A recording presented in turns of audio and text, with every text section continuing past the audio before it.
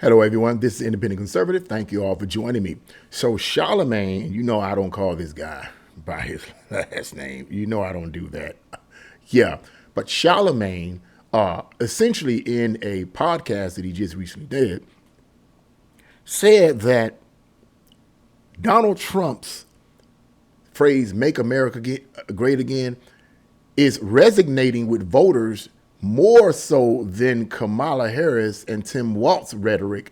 Essentially, he's saying, look, what Donald Trump is proposing is resonating with the American people more so than what Kamala Harris and Tim Walz is trying to push.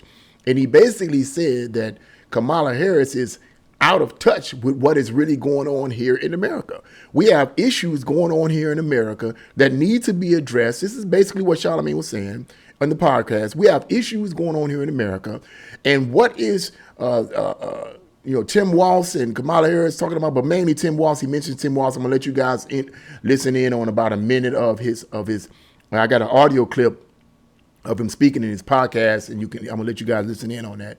What is Tim Walz talking about? Well, the question is asked, what's going on in these other foreign countries, and he's more concerned about geopolitics than he is what's going on in his own country. So I'm gonna let you guys listen in on what Charlamagne said here, and we're gonna get right into this discussion. Yeah. So this is not new, because I believe I know what the deal is.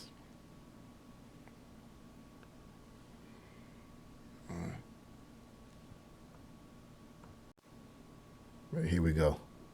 Well, I think they mess up in regards to messaging. Like, you'll listen to a lot of reporters and they'll be talking to Trump or J.D. Vance, and they'll be talking to them about things that are happening right here in America. Mm-hmm. Because it is an election season right here in America. So it's so many things that we care about here. Like, mm-hmm. Right? So it's always America first. But then, you go to Tim Walz and they're asking him about geopolitical politics. Mm-hmm. And I think a lot of times that makes them sound, very out of touch.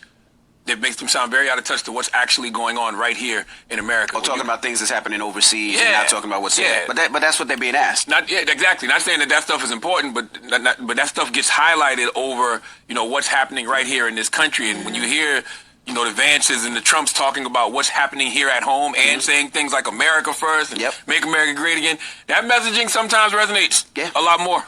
Absolutely. Not sometimes, it does resonate a lot more. Because people they live in it. Exactly, because you saw what happened in North Carolina. As soon as I think this weekend they announced how much money they were sending to, I think it was Lebanon. Mm-hmm. People got outraged. Yeah. They was like, yo, what about us right here in North Carolina? So like that America First messaging goes much farther, especially during election season. Yep. Y'all on. Okay, yeah. You heard that. You heard that. And here's the deal with that whole thing, I believe the reason I've read up on this type of stuff with these politicians that are more concerned about foreign policy than they are about the American people. And this is both on the Republican side and the Democrat side. Okay.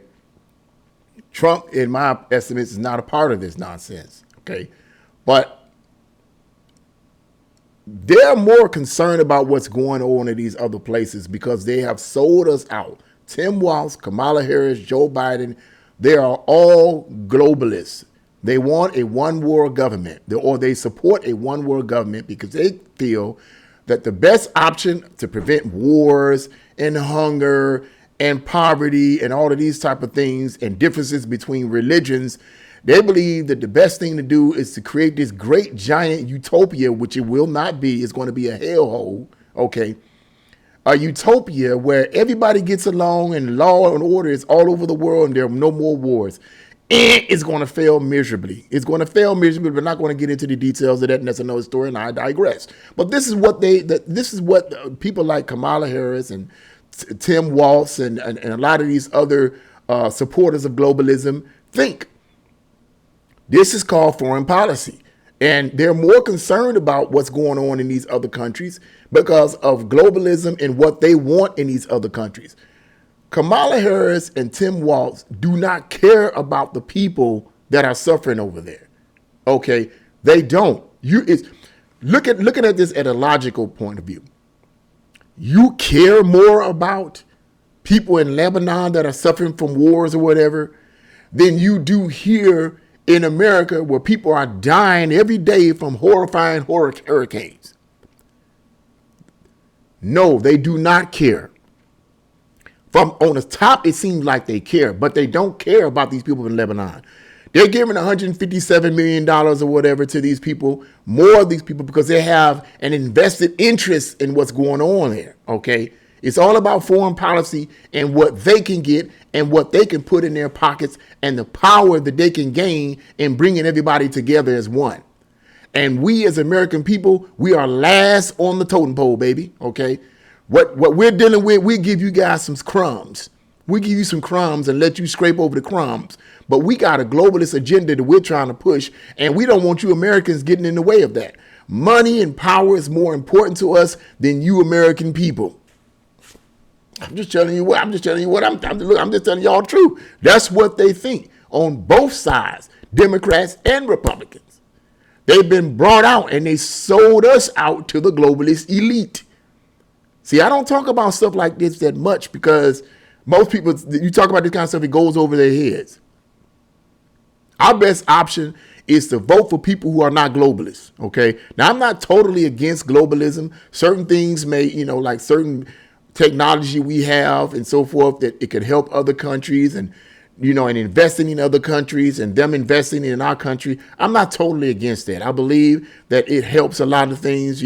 They can bring other countries and so forth, can bring certain things that's valuable to our country. We can bring take certain things that are valuable from our country and bring it over to their country. So I'm not totally against all forms of globalism. But when you're trying to create, when you put other people's countries and other people over your own, then that's a problem. And it's a problem because people like Kamala Harris and Tim Walz and the rest of these people have given up their morals and values. They said, the heck with morals and values. It is out the door. Human life means nothing to us. What matters to us is power and control. And the more money we get, the more power we get. More power we get, the more money we get. We got to get this globalist agenda on. We got to get it going no matter what. Let the American people cry. Let them boo-hoo. Let them be mad. We're going to get in office anyway because everything is manipulated anyway. Everything is controlled by the elites behind the scenes everywhere anyway. So we're going to get in anyway. But I'm going to say this one thing for sure. They're not going to get nowhere. And I'm being spiritual now. I'm being biblical. They're not going to get anything unless God permit them to get it. If God doesn't want Kamala Harris and Tim Walz in office, I don't care what the mainstream media try to push with them. They're not getting in. If they get in, it's because God permitted them to get in, because God has a plan. Okay, I'm being spiritual for those of you who understand this, who are Christians and understand the sovereignty of God. God is still in absolute sovereign control, and nothing these people can do or say will stop what he's doing and what his plans is. So all this, we're going to do. No, you're not doing what you want to do. If you get in, hey, what God has for me is for me. What God has for his children is for his children. Whatever he's trying to accomplish, he's going to accomplish regardless of what these people are trying to push. So, yeah, it doesn't matter. But yeah. Now, on the flip side of that, when you look at people like Charlamagne and you look at the host on his show, one has to wonder, is this saying that Charlamagne is changing? I don't think so. He gets a significant amount of money for doing what he's doing. I believe he's a Democratic gatekeeper.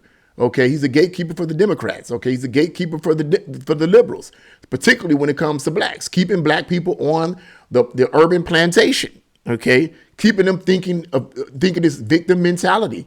He's a gatekeeper. Anybody that comes in there that like Larry Elder or Byron Donald that comes on that show, when they give facts and really start hitting hard, cut them off. Or totally ignore what they had to say and say something that makes a lot of black people that listen to it say, that's right, brother. That's right, sister. Black power. Say something, crazy like that to make the dim-witted black people think in that way. That's how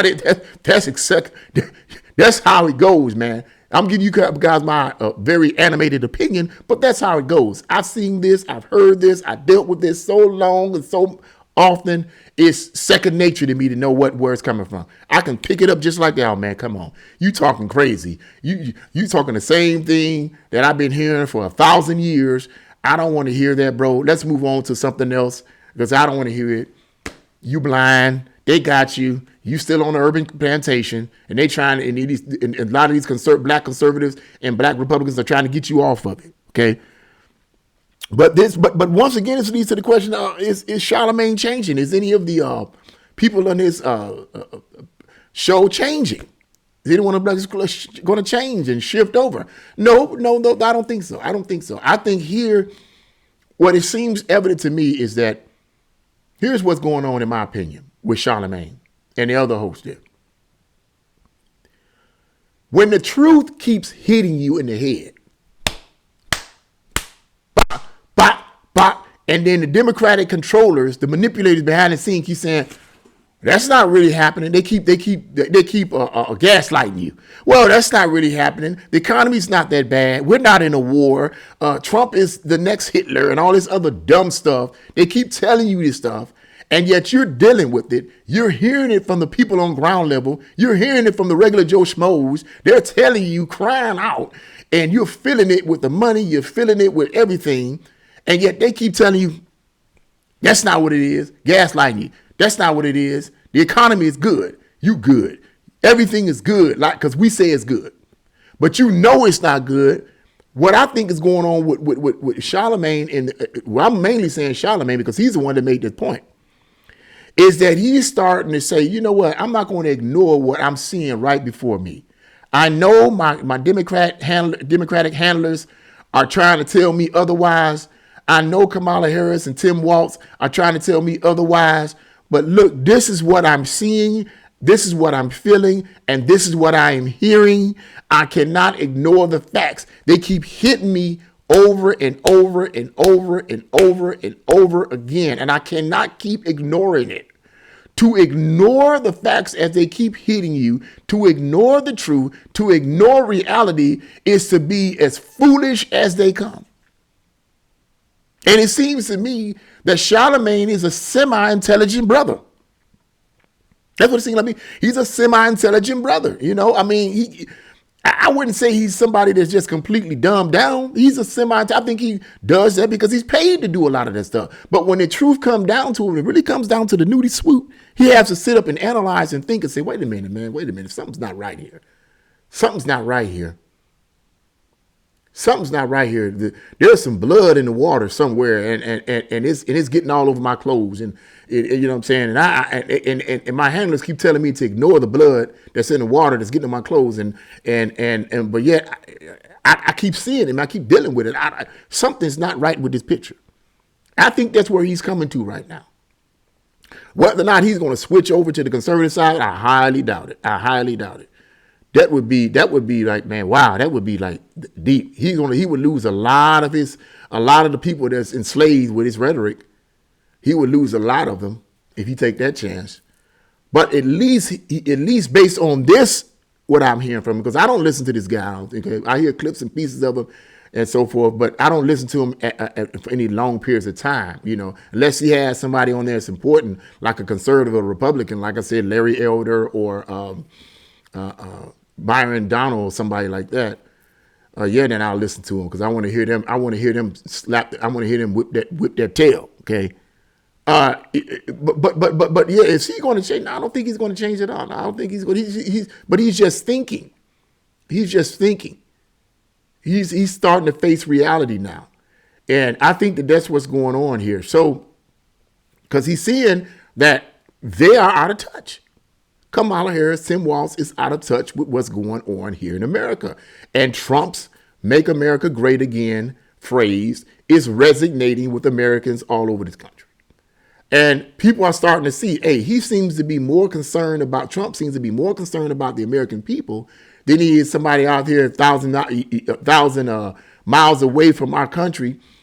And he seems to be more concerned with us here than Kamala Harris and Tim Walz.